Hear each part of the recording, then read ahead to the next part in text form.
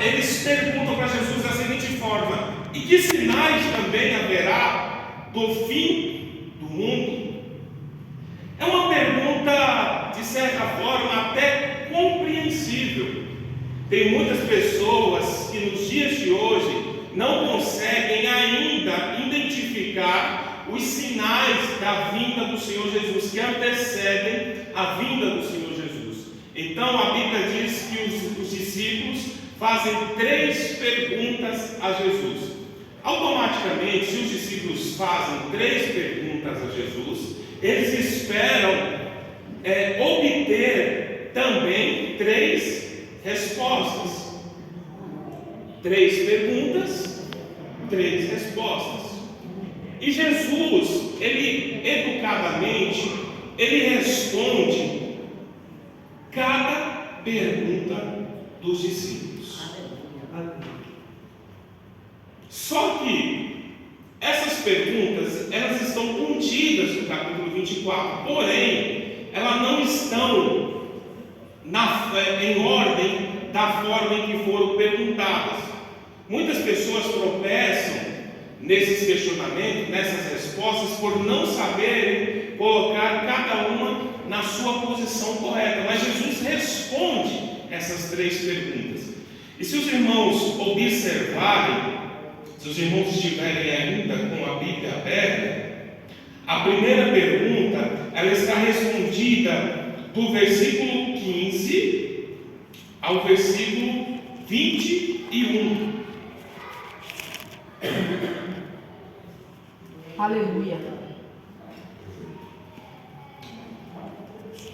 E diz assim: quando, pois, virdes que a abominação da desolação de que falou o profeta Daniel está no lugar santo, quem lê, que entenda. Então os que estiverem na Judéia, fujam para os montes, e quem estiver sobre o telhado, não desça a atirar coisa alguma, e quem estiver no campo, não volte atrás a buscar as suas vestes. Mas ai das grávidas e das que amamentam naquele dia, e orai para que a vossa fuga não aconteça no inverno.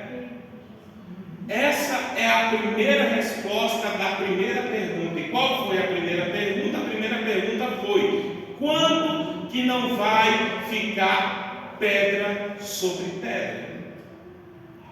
Jesus estava falando para os seus discípulos que brevemente, a história vai nos relatar que 40 anos depois Jesus dar essa resposta, o templo de Jerusalém, a cidade de Israel, ela foi cercada e ela foi destruída. A história vai dizer, no ano 70 depois de Cristo, a mando do general romano Tito, ele juntamente com os seus soldados entraram na cidade de Israel e ali com as suas forças, com as suas tropas, destruíram completamente Israel. Muitas pessoas associam essa parte do texto ao dia do arrebatamento, mas não tem como assimilar ao dia do arrebatamento, porque o que impediria de uma mulher grávida ser salva no dia do arrebatamento? Absolutamente nada, né? Não teria problema algum. E o texto está dizendo: ai das grávidas naquele dia, né? Então o que acontece? O general Tito invade a cidade de Jerusalém, destrói completamente a cidade. E a história vai dizer que o povo gritava de dor, o povo chorava, clamava. A história vai dizer que as crianças eram arrancadas dos ventres das mães e eram jogadas e espetadas nas espadas, nas lanças romanas, de tão terrível que foi aquele dia. E Jesus, nessa resposta, ele dá um conselho: orai para que esse dia não aconteça no dia de sábado. Orai para que isto não aconteça no inverno. Por que Jesus diz isso? Porque no sábado os judeus estariam trancados dentro das suas casas com a sua família, seriam presas fáceis. Jesus fala também: orai para que não aconteça, para que isso não aconteça no inverno. Por que no inverno? Porque se acontecesse no inverno, ao saírem de Jerusalém, ao saírem da cidade e correrem para as campinas, eles morreriam do frio. Então, isso já aconteceu. A primeira pergunta, Jesus falou de algo que iria acontecer e que aconteceu. A segunda pergunta, ela já é um pouco mais ampla e que envolve diretamente os nossos dias. A segunda pergunta é: que sinais haveriam ou haverá da sua vinda? Segunda pergunta: que sinais haverá da sua vinda? E quando Jesus diz, quando Jesus responde esta pergunta, no versículo 32 do capítulo 24, Jesus ele manda nós aprendermos a parábola da figueira. Jesus manda aprender a parábola da figueira. Lembra que eu falei que no início, quando Jesus amaldiçoou a figueira que secou, para muitos seria algo inútil, mas agora Jesus respondendo a segunda pergunta: que sinais haveriam da sua vinda? Jesus manda aprender a parábola da figueira. Quando já seus ramos se tornam tenros e brotam folhas, sabeis que está próximo o verão. Aleluia. Jesus está dizendo o seguinte: quando vocês olharem para a figueira, aquela figueira que foi amaldiçoada, e verem brotar nela novamente folhas, sabeis então que está próximo o verão. A figueira, biblicamente falando, segundo o que escreveu Jeremias no capítulo 24, ela aponta diretamente para Israel. Na visão de Jeremias, no capítulo 24, Jeremias vê dois cestos. Um cesto com figos bons, muito bons, e outro cesto com figos ruins, muito ruins, ao ponto de que se não pudesse nem tocá-lo, de tão ruins que estavam. E na visão de Jeremias, o Senhor fala para Jeremias que aqueles figos são a casa de Israel. Os figos ruins, Deus estava deixando para ser aniquilado, mas os figos bons, Deus estava guardando para plantá-los novamente na sua nação, na sua cidade. Então, se Israel é a figueira, naquela primeira ocasião, então começa agora a fazer sentido o que Jesus fez. Jesus amaldiçoou a figueira secou. Israel, no ano 70, foi destruído e dissipado. Os judeus se espalharam pelo mundo. Os judeus ficaram sem uma nação, sem uma bandeira, sem nada. Se espalharam pelo mundo. Se a figueira secou, Jesus amaldiçoou a figueira. Israel, da mesma forma que a figueira foi amaldiçoada, Israel também perdeu a sua nação. Então, quando Jesus ele manda a gente aprender a parábola da figueira, Jesus está querendo dizer o seguinte: quando vocês querem saber, quando nós queremos saber a data, qual é o local que a gente vai observar? É o calendário, correto, pastor? Quando a gente quer saber da hora, das horas, qual é o objeto que a gente olha? O relógio. E quando a gente quer saber os sinais que antecedem a vinda de Jesus, nós temos que olhar para quem? Israel. Para a figueira. Exatamente. Israel, a gente pode dizer com toda certeza que é o relógio de Deus.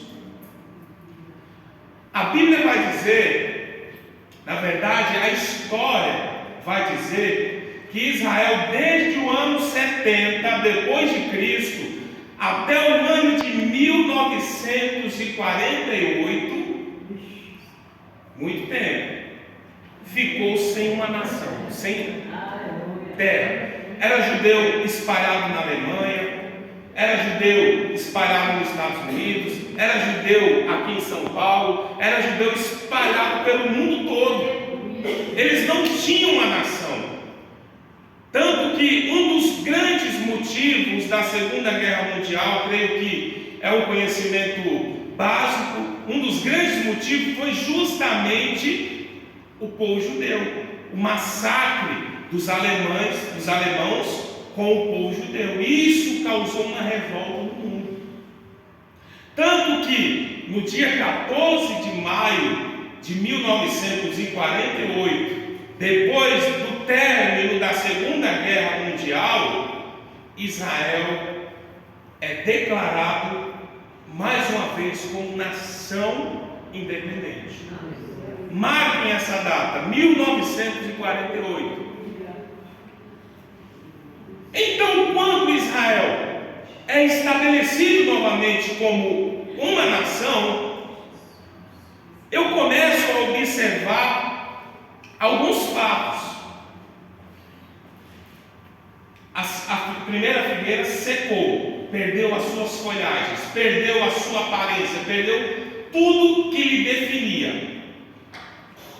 Passou-se o tempo, em 1948, a figueira começa a ganhar folhas de novo, recebeu a sua terra de novo, recebeu a sua bandeira, recebeu o seu mastro, recebeu tudo aquilo que tinha perdido.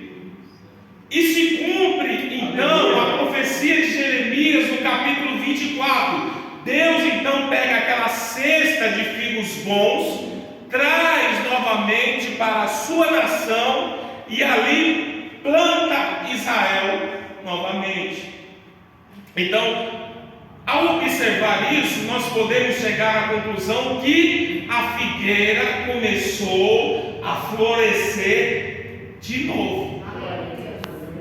E a resposta de Jesus para os discípulos foi: quando vocês olharem para a figueira e verem que está nascendo folha novamente, é para ficar alerta que o tempo do fim está próximo.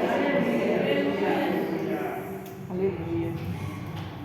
E quando Israel é estabelecido como nação novamente, algumas coisas acontecem no sobrenatural. E eu explico. Quando Israel é estabelecido como nação, dá-se início a um período em que a Bíblia chama de tempo do fim. 1948 para cá, dá-se início um período em que a Bíblia chama de tempo do fim. E se nós fizermos uma análise na Bíblia, nós vamos encontrar várias referências bíblicas que citam do mesmo modo, ou falam do mesmo modo a respeito dos tempos do fim. E quando a Bíblia fala dos tempos do fim, logo na sequência, nós vamos ver alguns dos sinais que Jesus respondeu para os discípulos. E que sinais são esses? Jesus disse da seguinte forma, segunda pergunta, resposta da segunda pergunta, 24, versículo 4 a seguir. E Jesus respondendo, disse-lhes: acautelai-vos que ninguém vos engane, porque muitos virão em meu nome dizendo: eu sou o Cristo, e enganarão a muitos. ouvireis de guerra, de rumores de guerra, e olhai e não vos assustei, porque é mister que isso tudo aconteça, mas ainda não é o fim. Porquanto se levantará nação contra nação, reino contra reino, e haverá fomes, pestes, terremotos em vários lugares, mas todas essas coisas são o princípio das dores. Quando Israel é estabelecido como nação, todos esses sinais que eu acabei de ler, eles ganham uma dimensão, uma proporção maior. Jesus ele diz que o dia da vinda do Senhor seria semelhante a uma mulher que está prestes a dar à luz. Quando a mulher engravida, nos primeiros meses, ela sente dores, mas são dores fracas. Vai passando-se os meses, as dores vão aumentando, vão se intensificando, ao ponto que quando está próximo a dar à luz, aquelas dores já se tornam insuportáveis. Da mesma forma, acontece com os sinais que Jesus escreveu, que Jesus respondeu para os discípulos. Mas alguém vai me perguntar: irmão Francisco, sempre existiu terremoto? Sempre existiu guerra? Sim. Sempre existiu fome? Sempre existiu peste? Sim. Mas de 48 para cá, as coisas se intensificaram de um modo tão assombroso que é impossível não observarmos que Jesus de fato está às portas. É verdade. Primeiro sinal. Se você der uma olhada no que escreveu Daniel no capítulo 12, versículo 4, Daniel vai dizer assim: tu, porém, Daniel, sela as palavras e sela o livro, até que o fim dos tempos, 48 para cá, muitos correrão de uma parte para outra, e a ciência se multiplicará. Note algo interessante. De 48 para cá, se eu estiver errado, os irmãos me corrijam, o homem sai da carroça e pula para o foguete. É verdade. Ele sai da carroça e pula para o foguete. E a Bíblia está dizendo que a ciência ela se multiplicaria. E o que é se multiplicar? 2, 4, 8, 16, 32, e se multiplicando a passos largos. Note algo interessante. Quem que lembra da primeira televisão? Era um aparelho desse tamanho, que para carregar era 4 pessoas, tinha que colocar uma antena maior do que a televisão, às vezes até um aparato diferencial do bombril. Lembra disso? Como que está as televisões nos dias de hoje? Essa figurinha, né, pastor? Maiores, mais leves, mais qualidade. Os celulares, como é que estão os celulares? Quem se lembra do primeiro celular? Quem tinha o primeiro celular andava armado na rua, porque se jogasse na cabeça de um, derrubava. E como que estão os celulares nos dias de hoje? Os irmãos já perceberam que isso é cumprimento das Escrituras? Isso aponta diretamente para o retorno do Messias. Aleluia! Quem aqui está preparado para esse dia? Eu quero estar preparado. Aleluia! Eu vou correr, irmãos, porque as horas é uma bênção. 2 Pedro, capítulo 3 e versículo 3 e 4 está escrito: sabendo primeiro isto, que nos últimos dias virão escarnecedores, andando segundo as suas próprias concupiscências. Note de 48 para cá, o que vem acontecendo com o Evangelho? Cada dia que se passa, nasce mais um escarnecedor. É um escarnecedor por cima do outro. E zombam das nossas línguas estranhas, zombam das nossas orações, zombam dos nossos cultos, zombam das nossas músicas, dos nossos louvores. Os hinos da harpa já são ultrapassados, já não surte mais efeito. E é cada dia mais e mais e mais e mais as pessoas perdendo a fé do Evangelho, o amor cada vez mais e mais e mais se esfriando.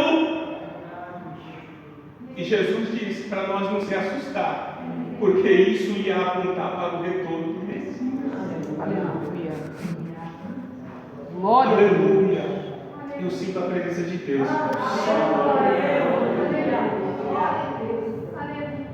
Aleluia.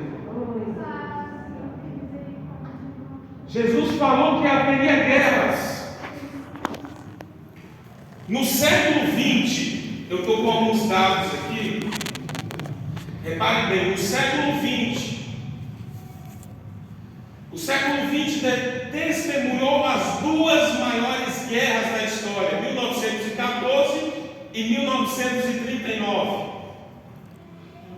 Pasme, nessas duas guerras foram perdidas 70 milhões de pessoas. 70 milhões de pessoas perderam a vida. Lembra que eu falei que quanto mais fosse se aproximando da vinda de Jesus, o negócio ia apertando? No século 21, depois de 48 para cá, 48 para cá, e só no início do século 21, 109 milhões de pessoas. E não para por aí não. É guerra na Ucrânia, é guerra na Rússia, é Taiwan, é a Coreia do Norte, é a China com Taiwan, é a Coreia do Norte com a Coreia do Sul. E cada dia que se passa, o cerco vai se apertando. É guerra entre famílias, é pai contra filho, é filho contra pai, é irmão contra irmão, é igreja contra igreja. Ah, mas a minha igreja é santa, a sua não é. A minha igreja leva a palavra e a sua não é. E isso é guerra para todos os lados. Todos os lados. Isso só mostra o que, irmãos? Que Jesus está às portas. Aleluia. Eu quero trazer outro dado interessante. Quando Jesus fala que um dos sinais que antecederiam a sua vinda seriam a peste, as pestes, as doenças.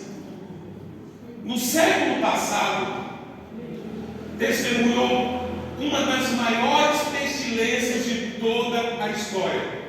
Cerca de 300 milhões de pessoas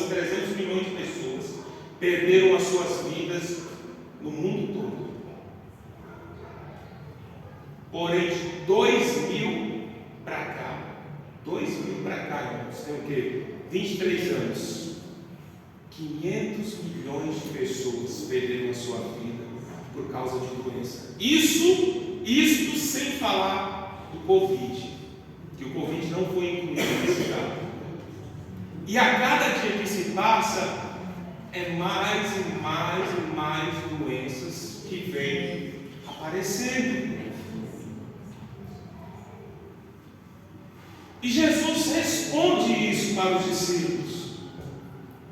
E Jesus dá ênfase. Olha, isso que eu estou falando para vocês não é para agora não. É para os nossos dias de hoje. O que me causa espanto é que por muitas das vezes nós não conseguimos enxergar esses sinais. Muitas das vezes nós perdemos tempo com coisas banais, coisas que não edificam, e não se atentamos para esses sinais. Meus irmãos, Jesus de fato está voltando. Aleluia, Jesus. Nós estamos vivendo, irmãos, os últimos dias.